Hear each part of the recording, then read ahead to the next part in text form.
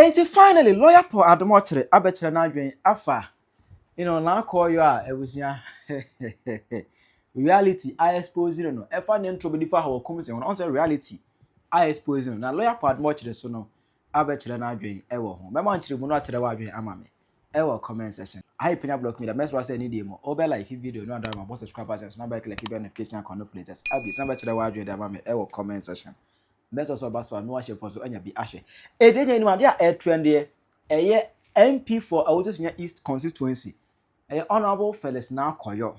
Evidence for Kafa Hawa Koomson during the 2024 election. The night of the election, Obeka say Hawa Koomson and the boys. Epese omu kuno.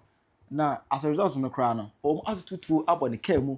Ama the agent 2 omu ewu. Ewa sa se everything the Ghana hand because of that we now efa Hawa Koomson hotai. Nancy mu ana interim minister or carry out investigation through the election violences I happened in 2024 in 2020 no. You go say there be say a seminar Felix Naa Koryoo beka nyina no na enya no kre ebo sirimka. No kre bia enim. And ko self put say a Felix Naa Koryoo na no. And I edit that information ema task force now in terms of form yes omunye hwemo no. On one catch task force ne say asem no enya no kre. Hawa Koomson an attack na say vindication aba. Emene ko Hawa Koomson ebe kire na adwena interestingly enra ana Felix Naa Koryoo esa beka say o kire say there be asem no enya no kre. Na won kan bibia entire minister e joro kwa no enwa say entire minister abeye that press conference aka that ensem no eno ana lawyer Paul Adom Otchere no abekire na adwen ewo ho in the public system and erodes confidence in politics. Here we are saddled with this story, and I believed it.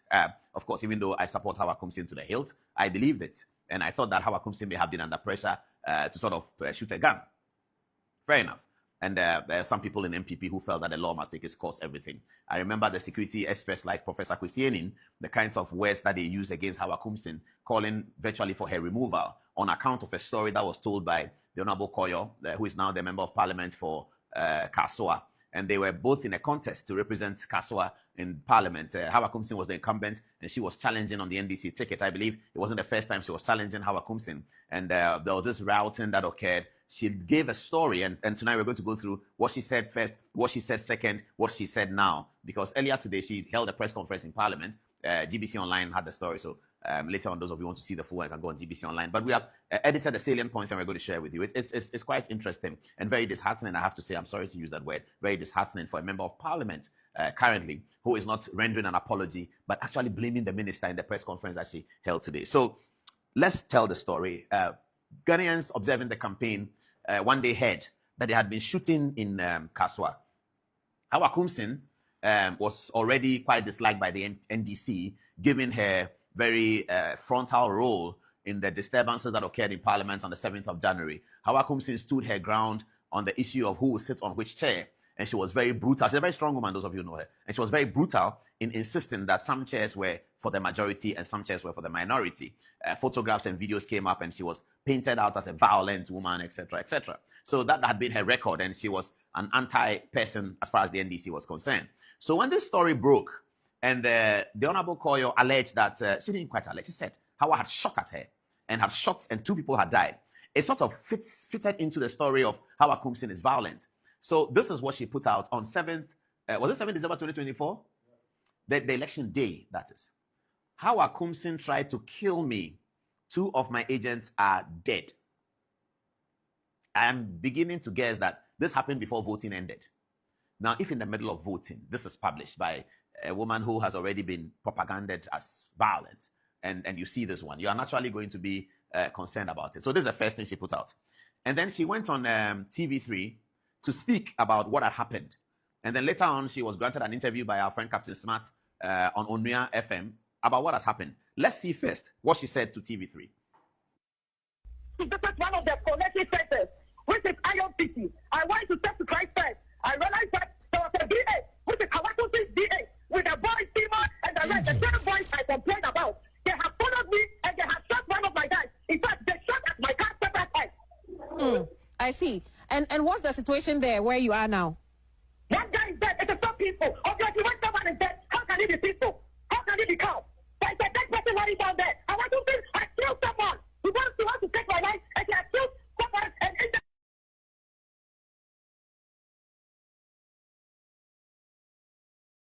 But now when I will drive it. Pacho Debbie. Okay. Now we drive an Chicano. All right. Mo who can now yes na net him. Now yeah 6 and 8 him. Okay. Na Pacho what two gunshot not a bed do be say. Yet say 2 by 3. Bed do be 3. Okay. Yeah. Enti omo tutu wie no omo di mo chi be sam ho koya na so omo dane wo mo ho. Pacho mo dane o mo ho koye. All right. Okay. Yeah, so you heard the narration. Let's move on. No, I'm not here yet, am I? I'm now on Muntaka's statement, isn't it? Do you have Muntaka's statement? Yes. Let's look at Muntaka. We're not here yet. So next, let's look at the President Mahama then commissioned an inquiry into all of the violence of 2020 and 2024, including this one, which was very heavy on the agenda. The Minister of Interior reported to the media on the government accountability platform of Felix Kwachio Fosu, and this was he said. 2024, the scene of the incident. Now, said before a commission of inquiry where she had to speak under oath. The Honorable Member of Parliament, whom you heard narrating and was crying. I mean, when she was talking to Captain Smart, she was sober. It was like she was crying. She had been traumatized. Baby Groma people, are they there? The School of Performing Arts at the University of Ghana. They need her. Madam Honorable Koryoo, maybe you missed your way. You should be doing what Jifa Gomashi, the tourism minister, knows how to do very well. To go to the School of Performing Arts at the University of Ghana and become a great actress. I think you will be a great actress because the way you can dramatize when there's nothing happening, I admire you for that. It's really, really heartbreaking. This is what the Interior Minister said. He said, Felix Naa Koryoo denied her convoy was attacked. Koryoo, okay, Felix Naa Koryoo denied her convoy was attacked, stating she was not at the scene. Those involved have refused to speak with the task force. This is quite shocking. So she goes before the committee. Everything she told Captain Smart then, she erased this before she's at the committee. That nothing had happened. Her convoy had not been attacked. Because here at the committee, she needed to provide evidence of what she's saying. That's why we always say that propaganda is different from speaking in court or speaking before a committee. At the propaganda platform, you can say anything. But once you get into a committee or into court and you have to defend what you are saying, they backpedal, they develop cold feet because they were just speaking lies. Concoction for political gain. That's something we have to identify perhaps in our behavioral patterns for politicians. Concoction of stories for political gain. If people do that, there has to be some sanctions for it because there was too many of that in our last 2-3 elections, particularly 2024. So much happened. So this is what's happened. Now, today, after she's receiving flack from young people all over the place who are completely shocked. The Gen Zs are completely shocked because they were all outraged by the story when they heard it. That why is Hawa Koomson who's shooting at people on election day? Now they are all very worried. Was she really lying? Could she have been lying? Is it possible that she was lying? But why? An honorable member of parliament, she wants to go to parliament and she wants to go to parliament with this dramatic lies, in a situation where now the writ of defamation may lie in favor of Hawa Koomson. She can take out a writ of defamation and sue her because she has actually confessed that she was lying. I mean, what is this? Let's see what she said today. Let's see. Have a look. At no time did I say no attack happened. I stated emphatically to the task force that on election day during my rounds, I noticed my convoy was being followed by a V8 vehicle, allegedly known to be used by Hawa Koomson and a Nadmo pickup, which had a green government number plate. After visiting some polling stations, I decided to go home because I felt my life was in danger. So I am convinced that at the conclusion of this investigation, the truer facts will emerge. Let me end by saying that as the sitting member of the good people of Ewutu Senya East constituency, I consider myself a mother for all. What does that mean? What does consider yourself? You are telling lies. They're asking you, you say you're a mother for all. Are you going to teach the children that you are mothering these lies and that's how they're going to grow into citizens of Ghana? These lies that you are telling, that's what you're going to teach children that you are the mother to? You consider yourself a mother for all. So you have to be telling lies about another mother so that you win the election. You see how these things are? This is politics. And you see, as we continue to do that, the general public lose interest in the politics. Now, tomorrow, there's another election. An MP comes from the Galamsey periodical, TV, and he says that Collins Dauda shot at me. They'll say, hey, yeah, these politicians, when they say these things, they don't mean it to. That's what Koryoo did in 2024. That's what is going to happen. So the credibility of politics is going down the drain because the principal political actors have refused to fight the fight with the real tools of fighting. The battle of vision, the battle of a program, the battle of a policy. They refuse to use those tools because sometimes they can't use them. So they go for unorthodox tools. And it ends us here where an MP is blatantly lying. She lied about everything just so that she will draw sympathy onto herself and then she might win the votes. She won. Today, she's still talking. She says that she never told the committee that she wasn't attacked. Please play that video again. That thing she did at Parliament today. Please play that video again. The Honourable Member of Parliament for Ewusu Senior. Let's see it again. At no time did I say no attack happened. I stated emphatically to the task force that on election day during my rounds, I noticed my convoy was being followed by a V8 vehicle, allegedly known to be used by Hawa Koomson and a NADMO pickup, which had a green government number plate. After visiting some polling stations, I decided to go home because I felt my life was in danger. So I am convinced that at the conclusion of this investigation, the truer facts will emerge. Let me end by saying that as the sitting member of the good people of Ewusu Senior East constituency, I consider myself a mother for all. I consider myself a mother for all, so I was lying that you people will vote for me, then I become mother for many. Madam, this is not nice. This one is not nice at all. This is the politics that we are practicing in Ghana for the future of Ghana, so democracy will be sustained. Democracy is already under threat. When you add these concocted stories so that you get elected, you are getting the youth to lose interest in all of these enterprise. And they later on, they're looking for another system of government where these things are not permissible. And that's a system of government with the soldiers holding a gun.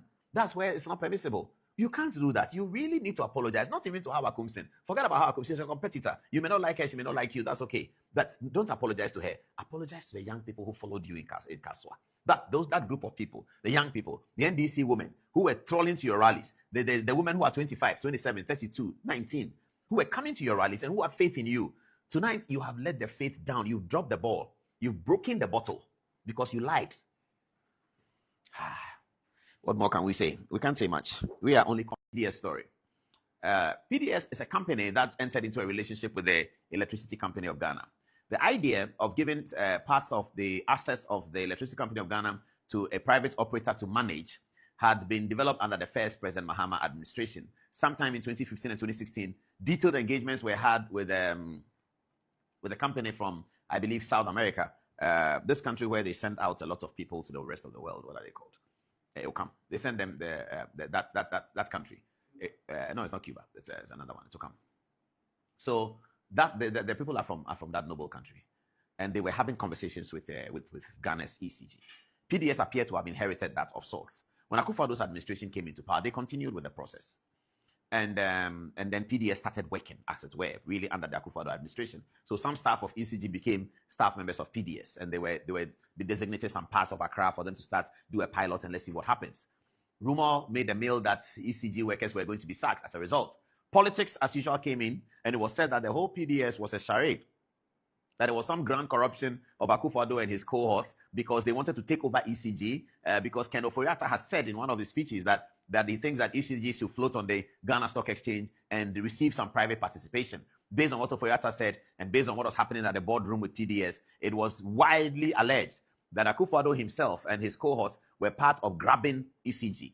Okay, the Akufo-Addo administration became concerned about these rumors because they knew that it was flatly untrue. So they decided as a government to take a look at the details of the PDS documents and see what is in it at all, so that the president can tell the people that I'm not in it. This is what it is, that's what it is. The finance minister can do the same. But the PDS arrangement was connected to MIDA, the American investment that gives African countries democracy dividends money for doing N1 road in Accra and other stuff. MIDA had decided in that period that they were going to help Ghana to shape up the energy sector because they thought there was a lot of leakages, particularly with the Electricity Company of Ghana. Now, MIDA, in doing so, in supervising the project of ECG, will pledge some money to the budget of the government of Ghana. So that had been done. And PDS was a partner that MIDA had approved. That's very, very important. PDS was a partner that MIDA itself had approved. Now, there's an interesting twist. The current managing director of the Electricity Company of Ghana, of the ECG, was at MIDA at the time when MIDA approved the PDS arrangement. He, who is today ECG boss, under President Mahama, appointed by him, was at MIDA at that time. It's a very important information, and you get the difference when we come in. So, Akufo-Addo decided to investigate this whole MIDA process. A delegation of high-profile government officials was dispatched to Qatar to go and investigate an insurance guarantee that had been offered by PDS. So what is an insurance guarantee? In very simple terms, PDS wants to take over some of ECG. We have to be sure that they have the resources to pay for it. If something goes wrong, what's going to happen? So they are going to bring a guarantee that if I destroy something, this is $100 million that I put down that can fix all of those things. And PDS will normally get that from insurance companies and banks and all of that. Now they call that insurance guarantee to insure like you're insuring your car against accident. So you insure the PDS contract against potential losses by ECG if any occur. So that's the guarantee. It was found out that the guarantee was faulty. You can call it fake, but perhaps we say faulty. And so the guarantee will no longer stand. On account of this, the Akufo-Addo government decided to pull down the PDS. The political people have said Akufo-Addo is PDS. Akufo-Addo pulls down PDS. They say, no, it's corruption. He's doing corruption. And PDS was listed as one of the corruption platforms that the MPP had indulged in. That Bawumia had made money from PDS, Akufo-Addo has stolen money, PDS. When we come, we'll investigate PDS and we'll catch all the thieves around PDS. And all the young people were excited that the PDS, they will catch them at the PDS. But what was PDS? Government decided that this private partner had a faulty insurance guarantee and therefore we are pulling it down and ECG will stand as it is. How can that be translated as corruption? But it was said that was corruption. Okay. So at that time, the NDC felt that PDS should not be pulled down. That Akufo-Addo has done the wrong thing because pulling down PDS offended MIDA, and MIDA said they were going to withdraw some funding from Ghana. They named the figure. They were going to withdraw some funding for Ghana. NDC went hard on it and said that look at what Akufo-Addo is doing. He's pulled down PDS, and therefore we are losing money. The same people who said PDS was his corruption. So the conversation came to a head at the Appointments Committee hearings of 2021. The nominee for Minister for Justice had appeared before the committee. The minority leader, the Honorable Idrisu Haruna, who is today Education Minister, was very concerned about why PDS had been pulled down, and he thought that PDS shouldn't have been pulled down. This was Haruna Idrisu's considered opinion about PDS in 2021. So what's the NDC saying today? I get very worried when I see all the publications coming. What is the NDC talking about? Your minority leader was of the clear view that PDS should not have been pulled down. But as they say, video no lie. So this is 2021 Appointments Committee hearings, Parliament House. Says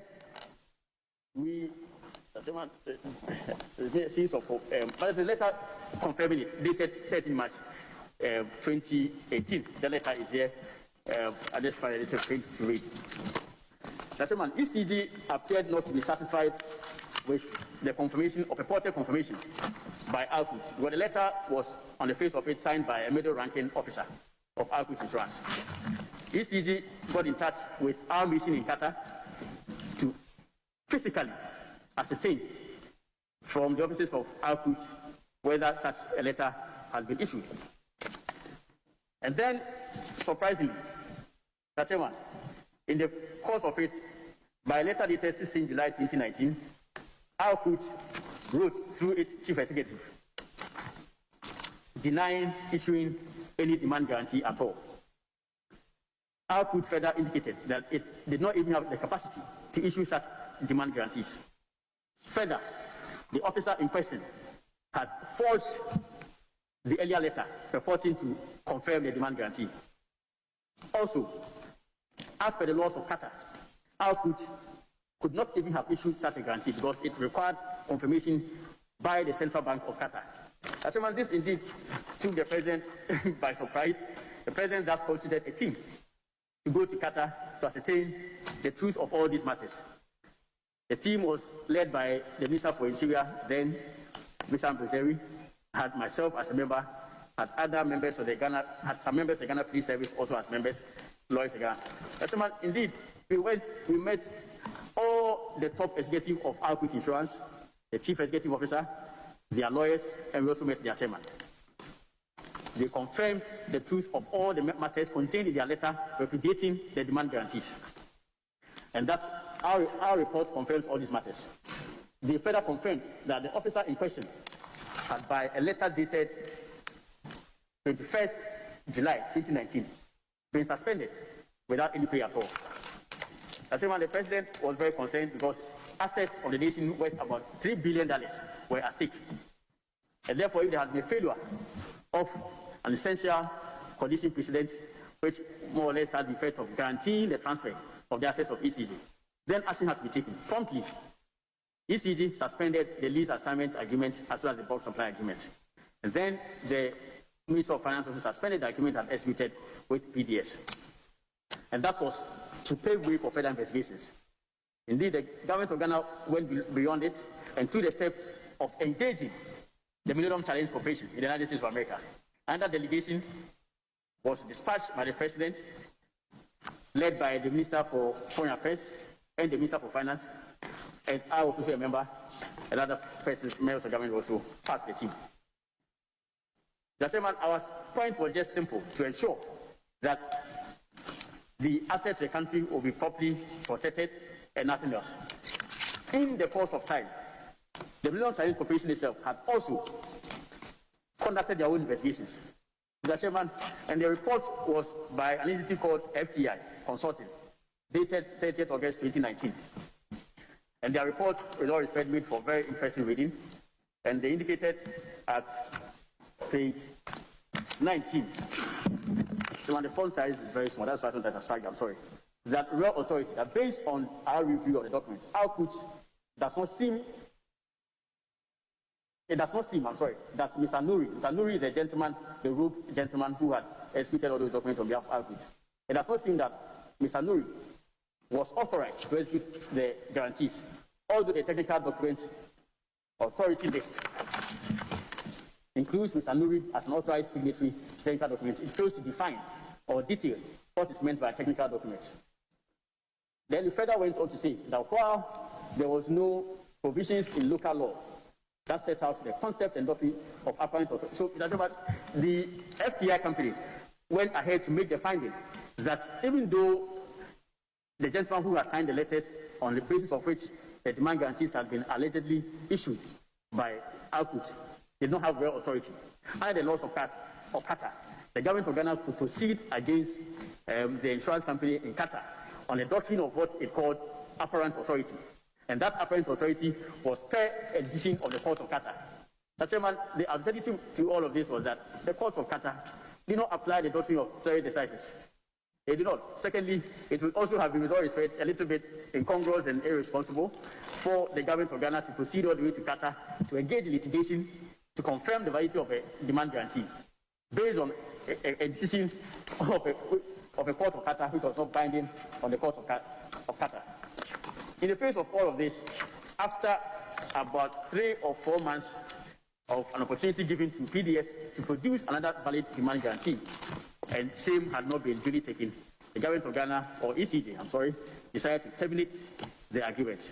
So this, with all respect, constitutes the material fact resulting in a termination of the demand guarantee. And I think that it was very proper and right in the circumstances.